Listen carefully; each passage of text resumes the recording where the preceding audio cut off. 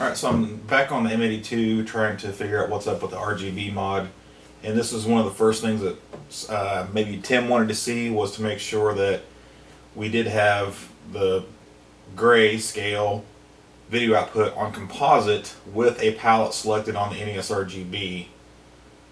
So that seems normal. Okay, next I've got no palette selected on the NESRGB, and I'm pulling composite from PPUV pad on the NESRGB, and it looks totally normal to me. Okay, this time he wanted me to break off pin 21 from the NESRGB so it does not connect to the motherboard of the M82, so I just broke that pin off. Okay, so RGB hooked back up. I think we have a winner here. It's something to do with pin 21 apparently. Ah, that is beautiful. That's most excellent. So it looks like, thanks to Tim and the pin 21 idea, that I can finally move on with this and get it finished up here. That'd be excellent. Okay, so I've got all the holes drilled out for the mounting plate for the 3D printed connector, and I'm going to give you a little close-up of what that looks like when I'm mounting it. Alright, so what I've done is made these outside holes big enough to fit on the outside of, what do you call this? It's kind of a panel mount nut. I think it's just kind of riveted on there. And of course I had to go bigger than the actual OD of it, just because it was really hard to get everything lined up. But that's what it's going to look like from the back. And I'm actually going to use the posts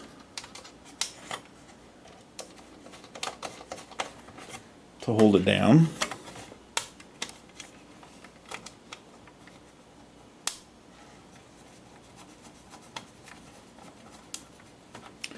I really thought about trying to get some longer screws or a nut and washer. Yeah, they're plenty long for here as well. I'm not sure that I have enough room for a very big washer, but I need to cover the bigger hole of the aluminum piece that I cut out. So I might look into that. I'm sure this is plenty, and I can even use a screwdriver to run it down and get it really tight. So from the front, that's what it's going to look like.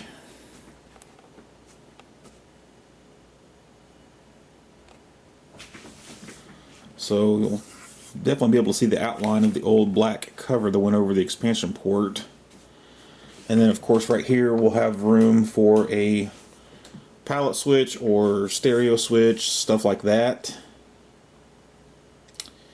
And let's get another screw in over here.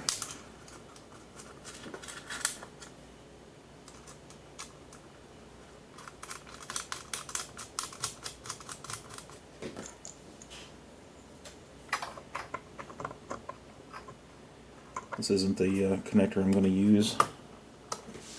That'll give you a general idea of what that's going to look like back there.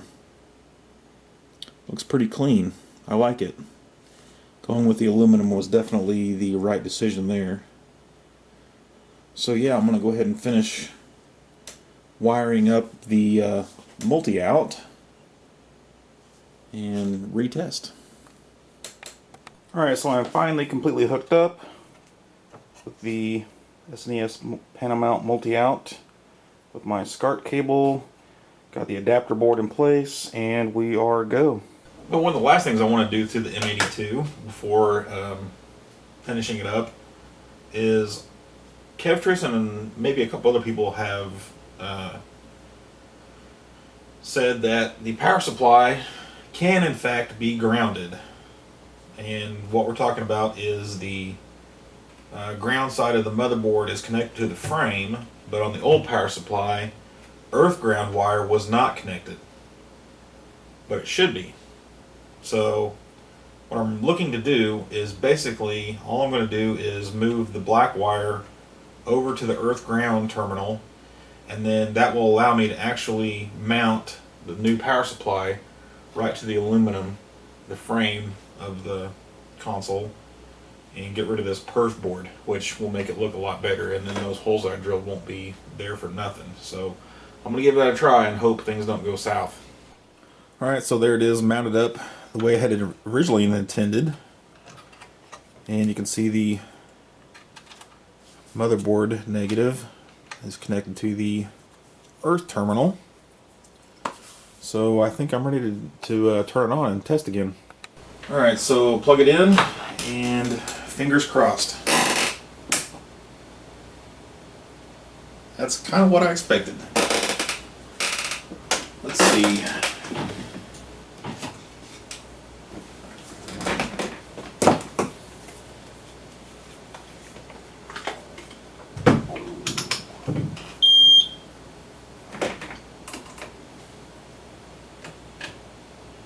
I have nothing from frame to plus bolts.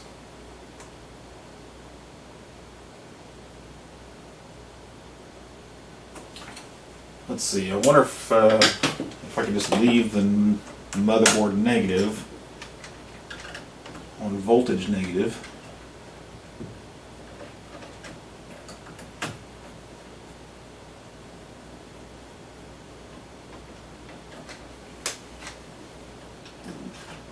This is the part that worries me, is connecting those two. Alright, so try that again. Okay. So that looks like we're good to go. Good deal. I have 4.989, so near enough to 5. I really don't want to mess with that adjustment pot because it seemed to be extremely sensitive. Well, we got RGB figured out, and that's excellent. So now I think I'm ready to sell this thing on. So this will be kind of mostly for whoever's interested in buying it or who actually buys it. There's a few things that we need to work out. First thing being, do you want it RGB modded or do you want it in stock form? And if you want it in RGB mod with the RGB mod in place, I will say that composite and RF output are not going to work because they have to be disconnected on pin 21. So, you know, we do have composite output on the 3D printed SNES multi-out though. We have S-video and RGB as well. If you do not want NESRGB mod in place, then I can also make it to where RF out works if you want that. What else? Okay, if you want to leave NESRGB in place, we need to figure out what kind of palette switch do you want, or if you want one, or if you just want it set to one palette all the time. I think I have enough room on that back part, possibly for the 3-position. There's no reason to have the 4-position since pin 21 will be cut. And I can also maybe have room for two position slide switches. Maybe for the toggle and one slide switch.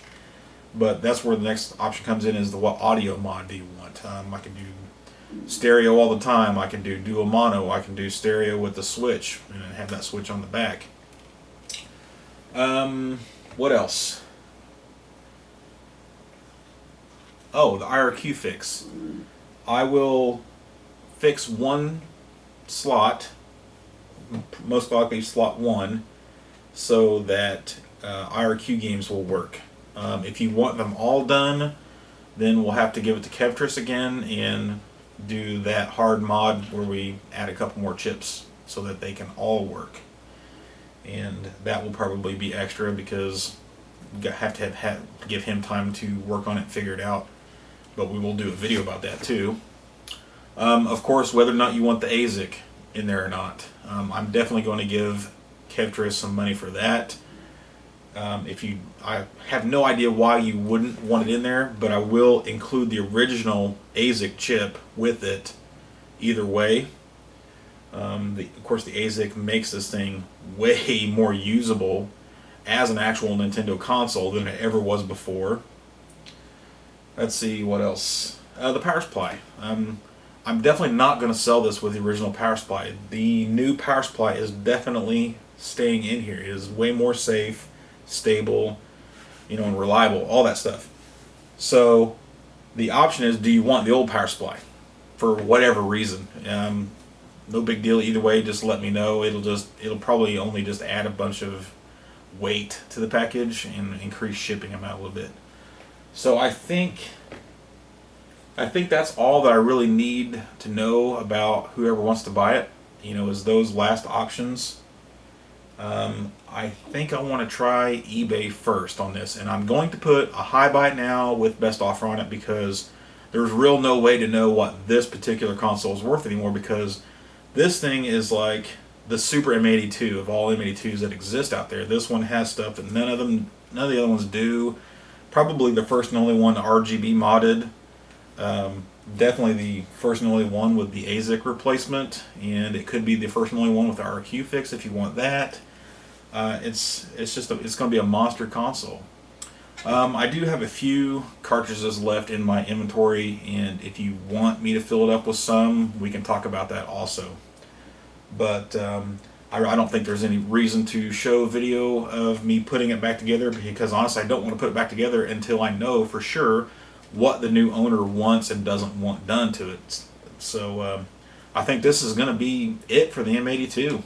It's been real fun. It's been like a 3-month process now of all the stuff we've been through, and it probably would have been done a little sooner if I had actually tested the NESRGB and found out that it didn't work and started asking for help, a long time ago. But Tim Worthington hooked me up on the trick to get it working. So I think this is it. Goodbye, M82.